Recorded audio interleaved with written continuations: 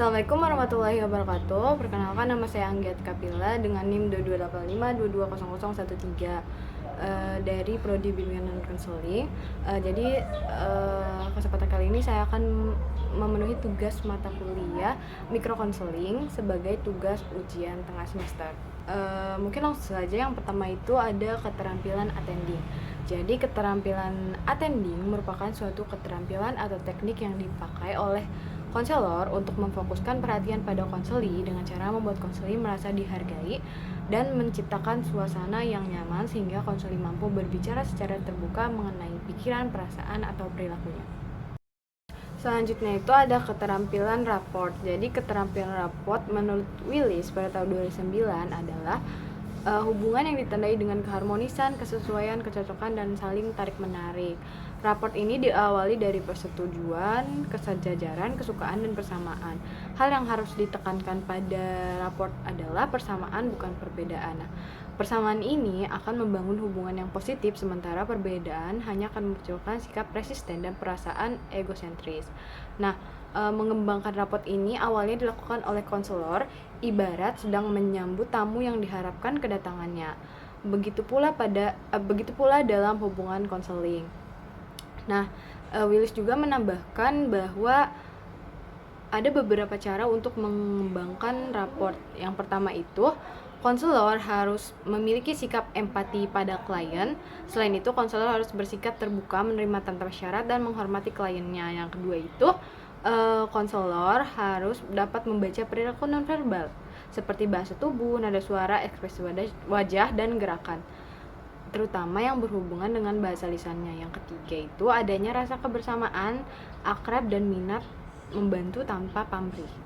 Selanjutnya itu ada acceptance. Acceptance atau penerimaan berarti menerima apa adanya, menerima pribadi konseli sebagai suatu keseluruhan. Suprio dan Mulawarman mengungkapkan bahwa acceptance adalah teknik yang digunakan konselor untuk menunjukkan minat dan pemahaman terhadap hal-hal yang dikemukakan konseli. Acceptance ini dibagi menjadi dua bentuk. Yang pertama itu ada verbal dan non-verbal. Selanjutnya itu ada membuka percakapan. Membuka percakapan ini merupakan langkah awal dalam sesi konseling. Jadi konselor harus membuka percakapan dengan cara yang ramah, hangat, dan mudah dimengerti oleh klien atau konseli. Lalu selanjutnya itu ada pertanyaan terbuka. Pertanyaan terbuka ini merupakan pertanyaan yang mendorong klien atau konseli untuk memberikan jawaban yang lebih panjang dan mendalam. Pertanyaan ini membantu konselor untuk memahami lebih dalam tentang masalah klien dan perspektif mereka. Lalu ada juga keterampilan parafrase.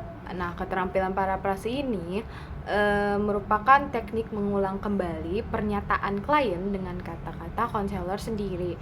Tujuannya itu untuk memastikan bahwa konselor memahami dengan benar apa yang dikatakan klien dan untuk memberikan kesempatan kepada klien untuk mengklarifikasi jika perlu.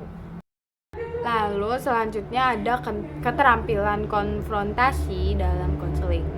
Jadi keterampilan konfrontasi ini merupakan keterampilan yang dimiliki konselor dalam membantu klien atau konseli untuk menyadarkan adanya kesenjangan pada penggunaan kata-kata dan tindakan klien atau bahasa tubuh, pikiran, tindakan, dan perasaan klien, sehingga klien dapat mengubah perilakunya menjadi terarah dan menjalani gaya hidup yang sehat.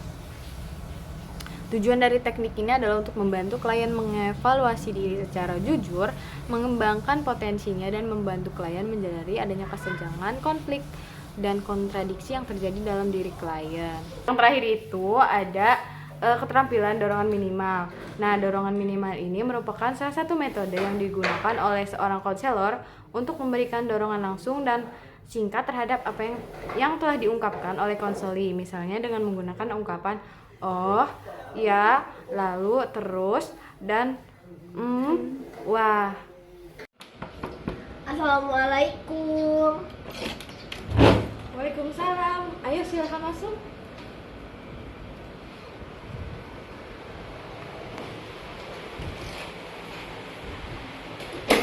Boleh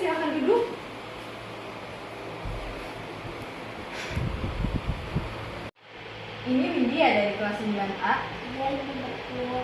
Oke Widi, bagaimana kabarnya hari ini? Biasa aja sih, Bu, tapi saya lagi malas sekolah.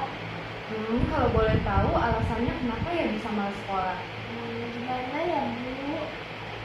Widi jangan ragu-ragu untuk menyampaikan masalah yang dirasakan, karena semua akan dijaga kerahasiaannya oleh saya. Jadi gini, Bu, saya mengerjakan tugas dengan bolos karena di rumah juga saya membantu ibu saya berdagang. Oh iya, kalau boleh tahu memangnya ibu Widi berdagangan apa ya? Saya dan ibu saya berjualan uduk, Bu, di sekolah SD. Jadi kita harus menyiapkan semuanya di malam hari. Jadi Windy merasa terbebani karena harus membantu ibu di malam hari untuk menyiapkan dagangan. Iya, Ibu, karena itu saya sering menunda tugas dan ketika waktunya dikumpulkan saya merasa takut dan akhirnya saya memilih untuk tidak masuk sekolah. Tapi Windy tahu kan akibat dari membolos itu bisa membuat Windy tidak lulus nantinya. Sebenarnya saya tahu,